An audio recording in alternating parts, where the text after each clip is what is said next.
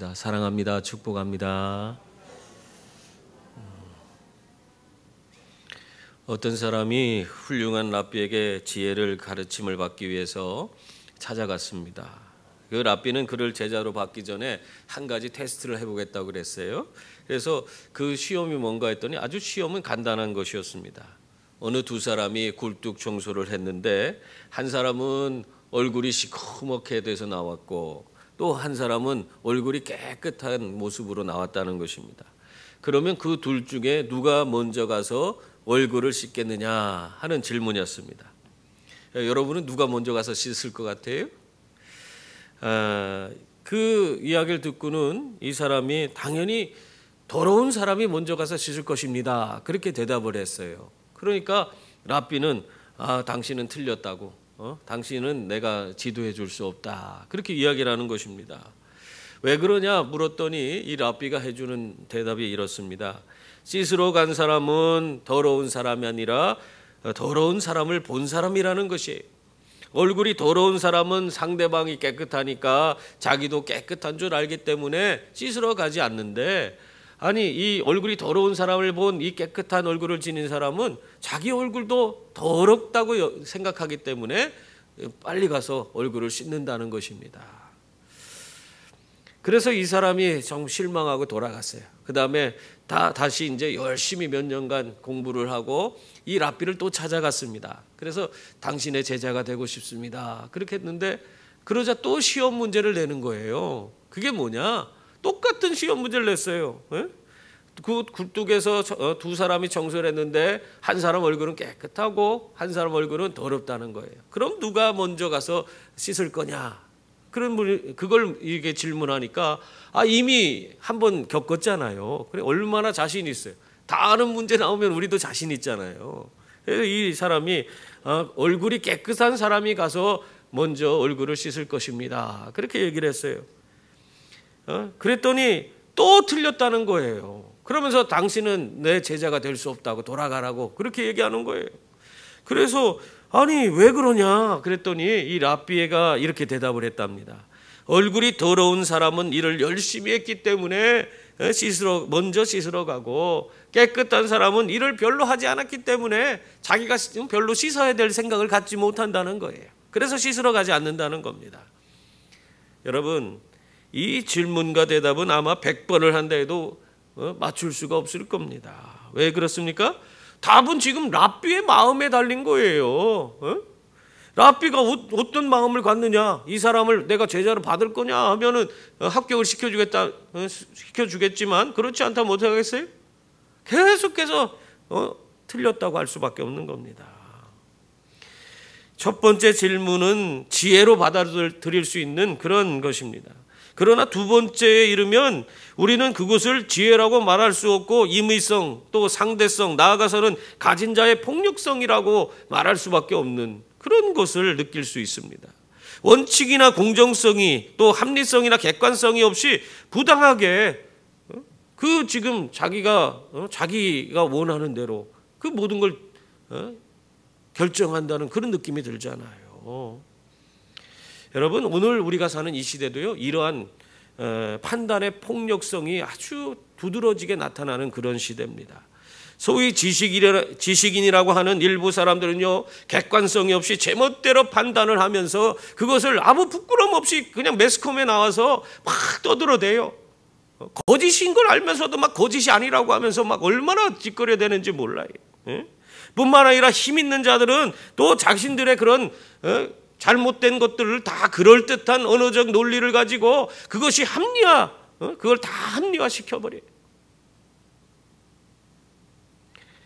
그래서 이 시대는 한 사람, 어떤 같은 사람을 가지고도 그 사람과 좋은 관계를 맺고 있거나 그 사람에게 도움을 얻은 사람은 무조건 그 사람이 옳다 얘기하는 그런 모습이 보이고 있고, 또 어떤 사람은 그 사람과 조금과 좋지 않은 관계를 맺고 있거나 감정적으로 상한 사람이 있으면 어떻게 해서든지 그 사람에게 부정적인 모습만 끌어내려고 하는 그런 것밖에 보이지 않는 시대가 지금 우리가 살고 있는 이 시대예요.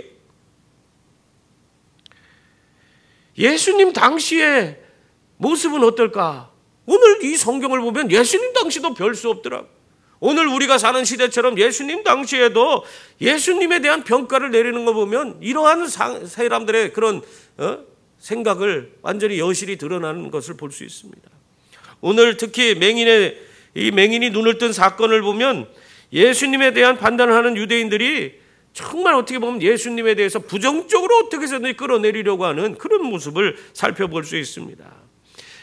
그들 가운데 일어난 하나님이 주신 놀라운 기적에 대해서, 맹인이 눈을 뜨는 기적에 대해서 그거에 대해 관심을 갖지 않아요. 그건 안중에도 없어요. 어떻게 해서든지 예수라는 사람을 끌어내려야겠다 하는 그런 것밖에 보이지 않는 그런 말씀을 우리에게 지금 보여주고 있습니다. 여러분, 하나님께서 우리에게 만약에 기적을 베풀어 주셨다고 생각해 보세요. 그 얼마나 감격적인 일입니까? 우리는 하나님이 베풀어 주신 기적에 보다 집중하고 그 은혜 가운데서 우리가 함께 그 은혜를 누리며 하나님께 감사와 찬양과 영광 돌릴 수 있는 그런 자들이 되어야 하는데, 거기에는 관심 없고 그걸 일으킨 사람이 그 사람에 대해서 그 사람이 나에게 좋은 사람이냐 좋지 않는 사람이냐, 그것 때문에 그냥 그 사람 어떻게 해서든 끌어내리려 하고 안 좋은 식으로 만들어 버리려고 하는, 정말 중요한 것은 보지 못하고 그렇게 행하는 그런 모습이 우리들 가운데는 없습니까? 이 사람들은요, 예수님께서 그 당시에 와서 자기들이 세워놓은 모든 정치 질서를 다 무너뜨리고 자기들의 기득권을 다 그걸 잃어버리게 만드는 그런 사람이라고 생각했어요. 그러니까 어떻게 해서든지 이 사람이 잘 되는 것을 볼 수가 없는 거예요. 끄집어 내려야만 하는 것입니다. 그러니까 이 사람들이 이걸 어떻게 꼬투리를 잡을 수 있는 방법이었을까 생각하다가 이 직접 기적을 체험한 이 맹인을 데려다가 신문하기 시작합니다. 그게 15절 말씀이에요. 거기 보면은 그러므로 바리새인들도 그가 어떻게 보게 되었는지를 물으니 이르되 그 사람이 진흙을 내 눈에 바르매 내가 씻고 보나이다.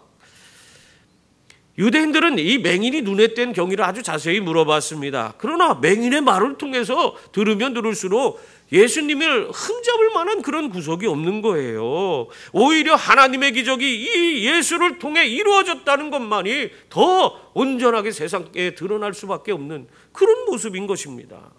그러니까 이러한 진리를 받고 사람들은 그것에 대해서 그것을 온전한 평가를 내려야 되는데, 이 유대인들 사이에는 이 이야기를 들으면서 서로 의견이 분분하게.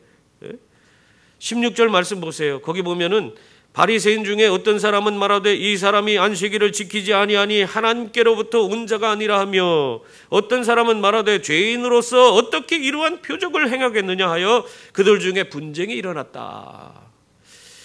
유대인 가운데 적극적으로 예수님을 어떻게든지 책잡아서 끌어내리려고 하는 사람은 지금 이 기적이 중요한 게 아니라 이게 안식일을 범한 문제 아니냐, 안식일을 범한 죄인이 행한 모든 것들은 다 그것은 죄인이 행한 거기 때문에 그건 아무 하나님께 영광되지 못하고 하나님께로부터 온 것이라고 말할 수도 없다. 지금 그 얘기를 하고 있어요. 그러니까 어떤 사람은 그래도 좀 지각이 있는 사람은 뭘 생각해요?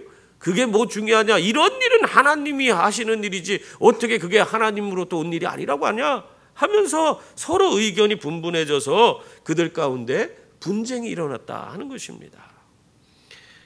여러분 이런 의견 차이가 우리 교회 안에서도 많이 일어나요. 왜 그렇습니까? 어떤 일을 볼 때에 어떤 사람에 대한 평가도 그렇고 어떤 우리가 행하는 일도 그래요.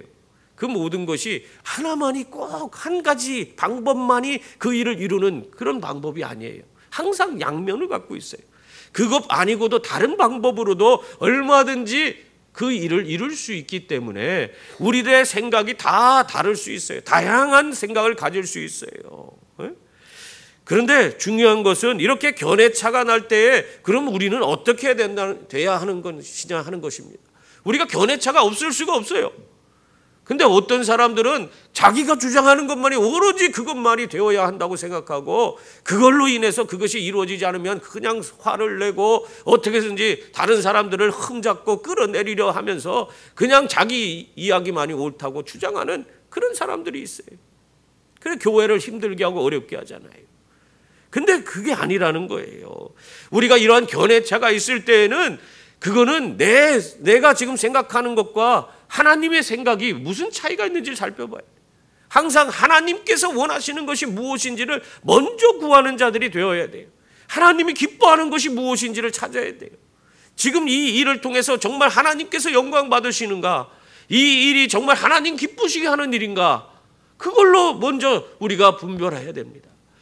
만약에 내가 주장하고 내가 생각하는 방법이 하나님의 뜻과 많은 괴리가 있다면 어떻게 됩니까? 과감하게 그거를 내려놔야 돼. 그걸 포기하고 하나님의 뜻을 쫓아서 우리가 나아갈 수 있는 그런 분이 되어야 하는 것입니다. 그때 우리는 하나님이 주시는 놀라운 은혜를 덧입게 돼요. 내가 내 모든 것을 내려놓고 하나님의 뜻을 쫓아서 나아갈 때 나는 내가 생각할 수 없는 방법으로 하나님이 이루시는 위대한 일을 보면서 이 가슴 내면에서 샘솟는 기쁨을 우리는 누리게 되는 거예요. 그런데 우리가요, 한번 자기가 주장한 것 그걸 꺾는 것이 쉽지 않습니다. 그 고집을 아주 내려놓지 못하고 끝까지 그걸 붙들고 있어요. 그래서 절대로 거기서 포기하지 않는 그런 행동을 보이고 있습니다. 그래서 자기가 하는 것이 그냥 어떻게 해서든지 옳은 것이다 주장해요. 잘못됐음에도 불구하고 그걸 합리화하면서 이건 맞는 일이고 이렇게 해야 된다고 그렇게 하면서 끝까지 고집 피우는 그런 사람이 있어요. 하나님의 뜻은 생각지 않아요.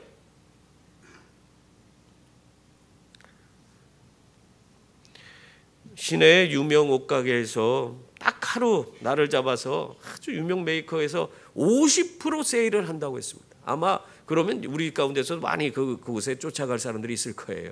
유명 메이커에서 다른 사람들이 다 갖고 싶은데 50%나 세일을 해준다고 하니까 정말 다음 날 그 세일하는 날에 사람들이 얼마나 많이 왔는지 9시에 문을 여는데 벌써 9시가 되기도 전에 거기에 줄을 그냥 얼마나 길게 섰는지 몰라요. 한 8시 50분쯤 되니까 한 남자가 그 사람들이 막 줄을 서 있는데 거기를 삐짓고 막 앞으로 가는 거예요. 그러니까 사람들이 막 불만의 소리가 터져 나왔어요. 아이, 저 사람 뭐야 저거? 저거 비키라고 그래? 저거 왜 자꾸 새치기 하려고 하지?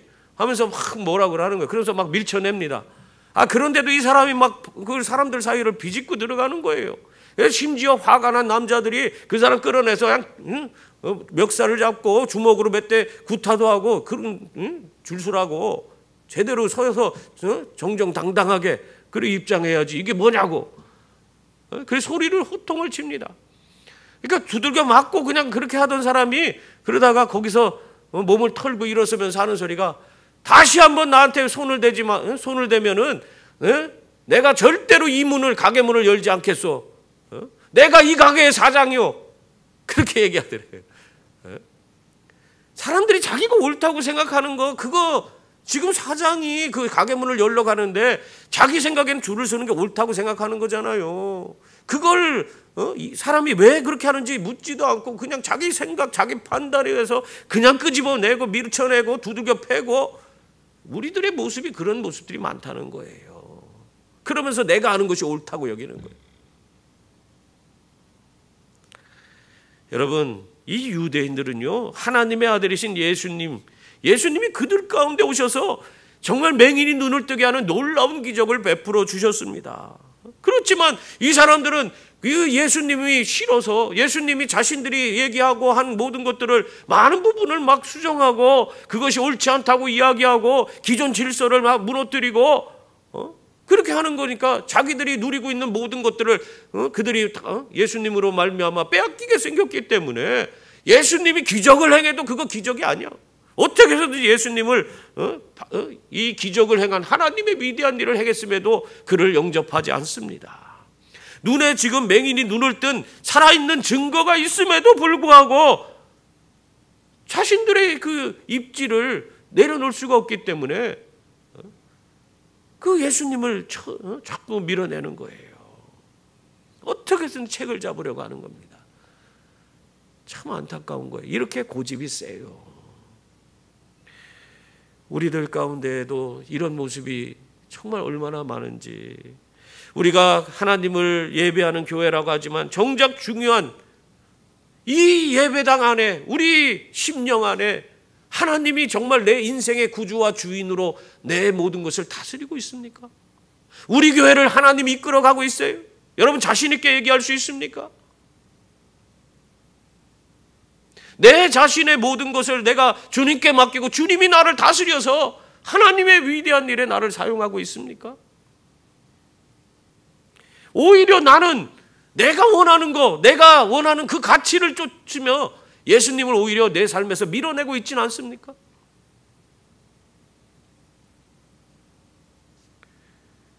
예수님은 여러분 우리의 모든 것을 다스리는 분이신 줄 믿습니다. 내 삶의 구주와 주인이 되어주시는 분이신 줄 믿습니다. 그러므로 언제나 예수 그리스도가 내 삶의 중심에 정말 제일 먼저 그분을 모셔야 하는 거예요.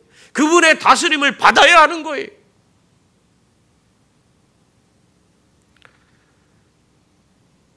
우리도 모르게 그것을 외면하고 우리가 그렇게 살아서는 안 되는 겁니다.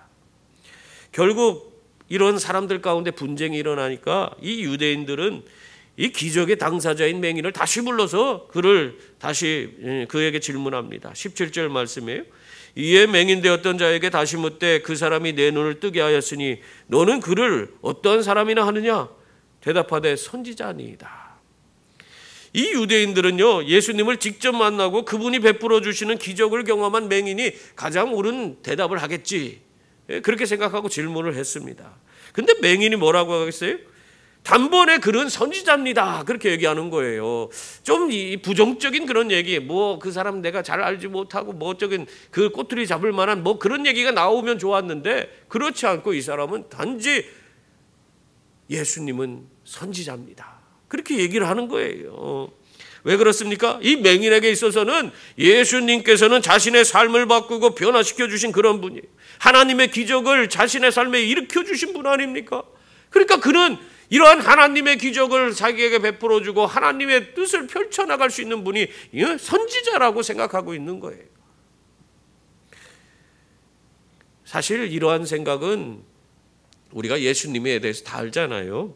오늘날 우리들이 객관적인 그런 생각을 가지고 이 대답을 평가한다면 사실 예수님은 선지자보다 더 크신 분이에요. 많이 부족한 그런 이 사람이 대답한 거예요. 사실 예수님이 선지자예요. 선지자보다 훨씬 크신 이잖아요. 우리의 창조주고 우리의 구주와 주인 되시는 분이고 우리를 위해서 아낌없이 그 목숨을 우리를 위해서 십자가에 내어주신 분이고 우리가 그분으로 말미암아 구원과 영생과 천국을 얻게 만들어주신 분 아닙니까? 그분은 하나님 아들이세요. 하나님과 동등된 분이시요. 동등된 분이십니다. 그런 분이에요. 선지자란 말로는 너무 부족한 표현이에요. 여러분, 그런데도 불구하고 이 부족한 대답을 하는데도 불구하고 부정적인 생각을 갖고 있는 이 유대인들은 예수님을 받아들이기가 어려웠던 것입니다. 예수님을 인정하면, 그래서 그가 하나님으로부터 와서 이러한 기적을 베풀어 주셨다 인정하게 되면은 이 자신들이 주장하는 많은 것들이 다 예수님이 이제까지 모든 많은 것을 다 자기들이 주장을 무너뜨리고 다른 주장을 해왔는데 그 주장이 옳다는 것을 인정해버리는 것이 되는 거예요. 그리고 자기들은 다 잘못됐다는 것을 스스로가 만천하에 드러내는 그런 일이 되어버리고 마는 것입니다. 그래서 결국 이 유대인들은 자신들이 이게 뭔가 잘못됐다는 걸 알면서도 이 예수님에 대한 부정적인 평가를 끌어내기 위해서 안간힘을 쓰고 있어요. 그러니까 이제는 그 예수님을 이 맹인으로는 예수님이 잘못됐다는 거, 그를 끌어내릴 수 있는 어떤 근거를 만들어내기가 어려우니까 어떻게 합니까? 이제는요, 맹인 자체를 의심합니다. 예수님을 부정적으로 만들 수 없으니까 이 예수님이 이루신 맹인이 눈을 뜨게 하는 이 기적이 사기 행각이다, 이렇게 밝히려고 하는 거예요. 맹인이 아닌 사람과 예수님이 짜고 그가 눈을 떴다, 이 기적이 했다, 기적이 일어났다, 이렇게 사람들을 속이고 있다, 이 말을 드러내고 싶은 거예요. 그래서 어떻게 합니까? 그 부모를 찾는 거예요. 그래서 이 사람이 네 아들 맞냐? 이걸 드러내기 위해서. 여러분, 사람들은요, 자기의 그런 것들을 참 어떻게 해서든지 합리화하려고 그래요. 자기들이 부정적으로 생각하는 그것이 잘못됐다는 것이 드러나도 이렇게 그냥 그거 아니라고 만들려고 애를 씁니다. 1931년 5월에 미국 뉴욕에서 사람을 잘 죽이기로 유명한 그 크라울리라고 하는 그런 살인범이 체포된 일이 있었습니다. 이 사람이 얼마나 나쁜 사람이냐. 길 가다가 자기의 뭐 어깨를 툭 치면은 기분 나쁘다고 그냥 그 자리에서 쏴주게. 그리고 뭐 자기를 이렇게 막 째려보면은 째려본다고 또 가서 죽여.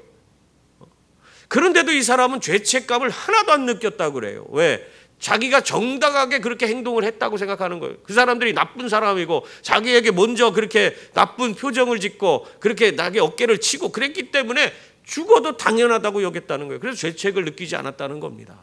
참 대단한 사람. 얼마나 많이 죽였는지 몰라요, 이 사람. 신분증을 제시하라는 경찰 기분 나쁘다고 자기에게 신분증 제시하라고 했다고 경찰도 쏴 죽였어요. 이러한 크라울리가 죄책을 전혀 못 느끼는 사람이 결국 붙잡혀서 사형을 받게 됐는데 사형받기 직전에 그때 가서 이러한 고백을 했다고 합니다. 내가 오늘 나의 삶을 비참하게 사형으로 마치는 것은 내 죄를 끝까지 합리화하려고 했기 때문이었습니다. 그렇게 얘기를 했다는 거예요. 여러분, 내가 잘못 생각했다면 인정하세요. 하나님의 뜻이 무엇인지를 깨달았다면 아무리 내가 좋은 생각을 갖고 있다고 할지라도 내려놔야 돼요. 그걸 어떻게 해서든지 합리화하고 내 방식대로 하려고 그렇게 해서는 안 돼요. 하나님 뜻이 뭔지를 알았다면은 하나님은 그래도 이렇게 내가 하면은 이 정도는 이해해 주시겠지. 이런 식으로 합리화하면 안 되는 겁니다.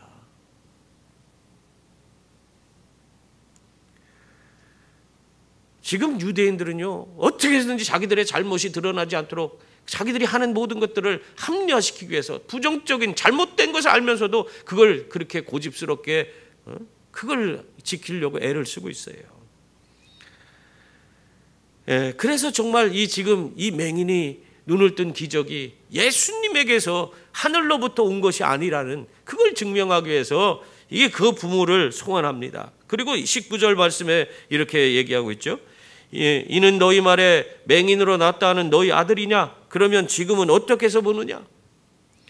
왜 이런 질문을 하는 것입니까? 눈을 뜬 맹인이 너희 아들이 아닌지 이거 확인해 달라는 거예요. 정말 너희 아들이 맞느냐? 아니고 이것들이 짜고 지금 사기 행각을 벌이는 거 아니냐? 그런데 어떻게 대답이 나왔습니까? 20절, 21절 보면 이 유대인들이 자기들 생각에는 이게 상기치는 것 같은데 그게 아닌 게 드러난 거예요. 그 부모가 대답하여 이르되 이 사람이 우리 아들인 것과 맹인으로 난 것을 아나이다. 이미 이 사람은 그 부모가 확실하게 자기 아들이라고 했어요. 그리고 날 때부터 맹인이었다고 증명을 해줬어요. 증언을 해준 겁니다. 그런데 그 뒤에 보면은 대답을 또 길게 한마디 더 하죠. 어떻게 눈을 뜨게 됐냐에 대한 그런 대답을 이렇게 하고 있습니다. 그러나 지금 어떻게 해서 보는지 또는 누가 그 눈을 뜨게 했는지 우리는 알지 못하나이다. 그에게 물어보소서. 그가 장성하였으니 자기 일을 말하리이다. 그렇게 말하고 있습니다. 지금 이 부모는 그 아들이 정말 그 맹인이 자기 아들이었다는 것과 그가 날 때부터 맹인이었다는 걸 사실을 증명했습니다. 그런데 사실 그가 누가 눈을 뜨게 했는지 그거에 대해서는 말하지 않아요. 왜 그럴까요? 이 눈을 뜬 것에 대해서 이 부모가 말하는 것이 그 위험하기 때문에 그렇습니다. 여러분 생각해 보세요. 아들이 눈을 떴을 때 아들이 어떻게 했겠어요? 그 부모를 찾아가지 않았겠어요? 그리고 얼마나 기뻐 뛰면서 예수라는 분이 나를 눈을 뜨게 했다 하면서 얼마나 자기가 예수님이 자기에게 베풀어준 그 기적을 막 얼마나 자랑하고 사람한테서 막 이야기하고 그랬겠습니까? 그 부모가 그걸 몰랐겠습니까? 다 알고 있는 거예요. 알고 있는데도 불구하고 지금 이야기하지 못합니다. 그 부모가 얘기하지 못해요. 여러분, 그것은 이유가 있어요. 22절 말씀을 보면 그 이유가 있습니다. 그 부모가 이렇게 말한 것은 이미 유대인들이 누구든지 예수를 그리스도로 시인하는 자는 출교하기로 결의하였으므로 그들이 무서워함이로라. 그렇게 말하고 있어요. 이미 예수를 그리스도라고 시인하는 자는, 예수를 믿는 자는, 예수님이 정말 하나님의 아들이라고 생각하는 자는 어떻게 하겠다고요? 출교한다는 거예요. 이걸 유대인들이 결의했다는 것입니다. 그러니까 자기들의 입지를 더 견고하기 위해서 지금 어디서 나타난지 모르는 예수라는 분, 어떻게 보면 하나님의 아들이요, 하나님이 그들 가운데, 그 백성 가운데 정말 그들의 모든 삶을 새롭게 하고 구원해 주기 위해서 보낸 그런 분임에도 불구하고 그들은 그 예수님을 믿는 그런 모든 자들을 출교하기로 했다. 그러니까 사람들이 두려워하는 거예요. 여러분, 유대인들에게 출교만큼 두려운 것은 없습니다. 이 출교란 것은 뭐냐면 그들의 신앙 공동체 안에서 그들이 완전히 내보내지게 되는 것입니다. 여러분, 유대인들은 자신들을 선민이라고 믿었어요. 선민은 뭐예요? 하나님의 백성이에요. 하나님이 선택한 그런 백성이라고 믿었어요. 그렇기 때문에 이 유대인들 안에, 유대인들 이 신앙 공동체 안에 있으면 자기들은 하나님의 선택된 백성이기 때문에 구원받아서 다 하나님 나라에 간다고 그렇게 믿었습니다. 그런데 지금 이 신앙 공동체 안에서 출교를 당한 것은 무엇입니까? 그거는 구원받지 못한다는 거예요. 더군다나 경제적으로도 모든 삶에서 얻는 그런 모든 것들도 이 신앙 공동체에서 더 이상 얻을 수 없는 거예요. 그러니까 일명 출교 당하게 되면 이 사람들은 자기의 공동체에서 떠나서 이방인들과 똑같이 개, 돼지 취급받으면서 그들은 영원한 멸망의 자식처럼 살아가야 되는 그런 자가 되는 것입니다. 그렇기 때문에 유대인들이 이 출교에 대해서 엄청나게 두려움을 갖고 있었던 겁니다. 그런데 지금 어떻게 했다고요? 예수가 정말 하나님이 보내신 자라고 하는 것을 시인하는 자, 그걸 믿는 자는 다 출교시키겠다. 그 얘기를 들은 거예요. 그러니까 예수 그리스도께서 아들에게 그런 일을 베풀어 줬다 해도 자기가 그 얘기를 할 수가 없는 거예요. 알아도 못합니다. 여러분, 이 악한 세상에서 우리들이 정말 이렇게 세상을 살아가는 것이 쉽지 않습니다. 우리의 삶에 얼마나 많은 문제가 있습니까? 우리가 세상 살아가면서, 세상 가운데 이 공동체 안에서 살아가면서 우리가 여러 가지 함께 사람들과의 관계 속에서 우리가 함께 우리의 삶을 나누며 살아야 되는 것입니다. 그런데요, 이 악한 세상은요, 그러한 가운데에 있는 우리들을 아주 시험해요. 우리를 정말 어떻게 해서든 끌어내리려고 하고 예수 믿는 것 때문에 우리를 박해하고 어려움을 주려고 하는 그런 경향이 너무나 강합니다. 그것이 평상시에 드러나지 않지만 결국에는 어떤 큰 문제가 발생했을 때 그것이 기독교적인 그런 책임이라고 하면서 기독교를 박해하고 어렵게 하는 경우가 얼마나 많습니까? 지금 우리가 이 코로나를 우리가 거쳐오면서 이 코로나 기간 가운데에 우리의 삶에 이 코로나 때문에 교회가 얼마나 박해를 받고 많은 피해를 받는지 몰라요. 지금도 수많은 교회들이 이미 다 무너졌습니다. 뿐만 아니라 이 예수 믿는다는 것 때문에 직장에서 박해를 받는 우리 성도들이 얼마나 많은지 몰라요. 직장에서 대놓고 교회 가지 마라 이렇게 이야기하지 않습니까? 우리나라는 종교의 자유가 있어요. 누구에게 뭐 예수를 믿으라, 뭐 믿지 말라 강요하지 못하지만 우리는 뭐 서로가 자기 믿는 건 자기 주관에 의해서 자기가 스스로가 믿는 겁니다. 그런데 그러한 자유가 있는 나라에서 이 코로나라는 위기가 닥쳤을 때 제일 먼저 기독교에 대한 큰 제재가 있었죠. 다른 종교에 대해서 그렇게 제재 가한 거 없어요.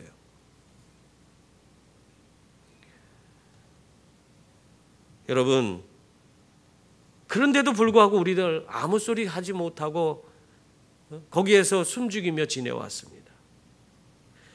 사실 이러한 곳에서 우리가 담대하게 우리가 세상 가운데 맞서서 싸우지 못한 이유는 어떤 의미에서는 우리가 먹고 사는 문제가 달렸기 때문에 우리가 거기에서 자신 있게 우리가 신앙인으로서의 그 담대한 믿음을 보이지 못하고 그렇게 살았던 것입니다. 여러분, 그러나 담대하시기 바랍니다. 성경은 뭐라고 하겠어요?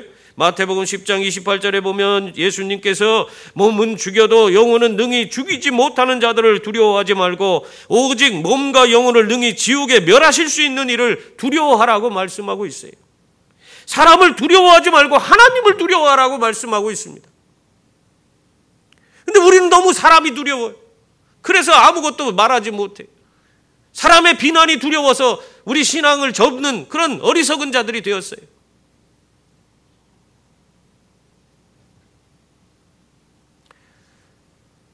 그러나 우리는 사람이 아니라 하나님을 두려워해야 합니다.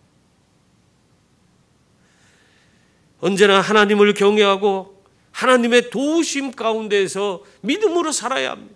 하나님께서 내 모든 삶의 주인이시고 내 삶을 인도하시는 분이시고 내 발걸음을 이끌어서 나에게 저 구원받아 영생 얻어서 천국 가도록 만들어 주실 수 있는 분이 바로 우리 예수님 또 우리 하나님이십니다.